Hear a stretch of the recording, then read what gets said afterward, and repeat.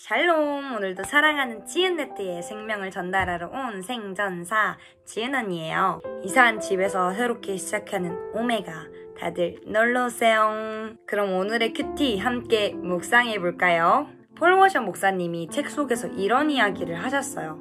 강사로 초청받은 목사님이 1시간이나 늦게 도착한 거예요. 그런데 그 목사님이 이렇게 말하는 겁니다. 대형 화물 트럭이 100km 속도로 달려와서 저를 쳤지 뭡니까? 그래서 조금 늦게 되었습니다.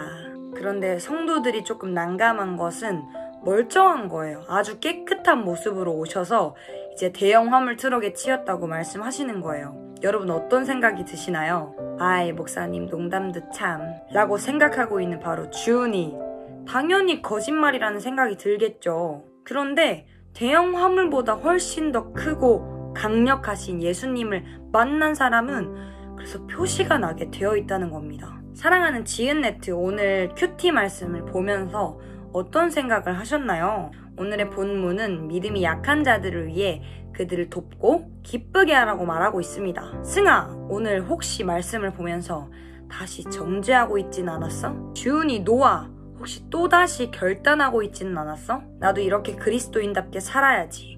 또다시 여러분의 열심, 내 힘이 들어가고 있지는 않나요? 또다시 율법의 생각 속으로 들어가고 있지는 않냐는 겁니다. 그럼 여러분이 정말 자유한지 한번 점검해 볼까요? 예수님이 우리를 위해 십자가에서 대신 죽으셨습니다. 그래서 우리의 죄가 다 용서받았습니다. 여러분 믿습니까? 자, 그렇다면 여러분 서로 사랑이 완벽히 되어지고 있나요? 아니 완전한 죄사함 받았다면서요. 그러면서 자기는 용서를 못하고 있잖아. 미운 사람은 여전히 미운 거예요. 싫은 건 여전히 싫은 거예요. 여러분, 하나님이 여러분을 사랑하시기 때문에 이제는 염려도 없고 부족한 것도 없으시죠? 아니 세상에 천지를 지으신 하나님께서 아들을 주시기까지 여러분을 사랑하셨다는 이 놀라운 믿음을 갖고 있는데 아직도 도대체 뭐가 부족한가요? 여러분, 머리로만 생각하는 교리적인 믿음이 아닙니다. 나는 예수님을 사랑하고 믿는다고 말하지만 왜 행동과 불편한 마음은 여전히 그대로일까요? 지금 우리의 믿음에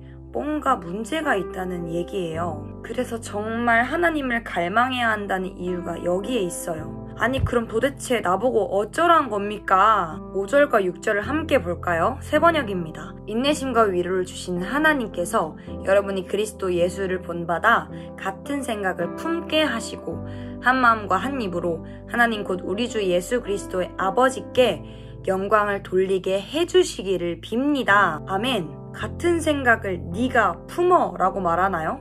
아닙니다. 그분이 품게 하신대요. 6절 아버지께 영광을 네가 돌리라고 말하나요? 아니에요. 이젠 우리가 한 마음과 한 입으로 영광을 돌리게 해주신대요. 누가 주시는 마음이래요? 하나님이 주시는 마음이래요. 예수님께 구하고 접속되면 부어지는 마음이래요. 사도 바울은 그들에게 명령하고 있는 것이 아닙니다. 바로 하나님이 그 마음 부어주시기를 간구하고 있는 거예요. 그래서 여러분 먼저 그 마음을 부어주시기를 구하셔야 합니다. 행동이 먼저가 아니라 예수님이 먼저입니다. 예수님을 찾는 것밖에는 답이 없어요. 예수님과 진짜 부딪히는 것밖에는 답이 없어요. 그렇게 그분의 사랑과 충돌하는 순간 변하는 기적은 시작되는 겁니다. 여러분 정말로 예수님을 사랑하시나요? 진짜 사랑하는 사람을 위해서 여러분 어떻게 하시나요? 내 잠도 줄여가면서 그 사람과 함께 있고 싶고 계속 보고 싶지 않나요? 예수님은 여러분이 보고 싶다고 말씀하십니다. 사랑하는 한주야, 내가 너와 함께 있고 싶어. 예지야, 내가 너를 찾고 있어. 사랑하는 내 딸아, 네가 너무너무 보고 싶어. 나와 함께 하자. 그냥 있는 모습 그대로 괜찮아. 아직 연약한 모습 그대로 괜찮아. 내가 그런 너를 사랑해. 내가 도와줄게. 라고 말씀하십니다. 여러분 이 시즌 예수님을 더 갈망하고 찾고 구하는 우리 지은네트 되기를 진심으로 축복합니다. 여러분 오늘도 사랑합니다.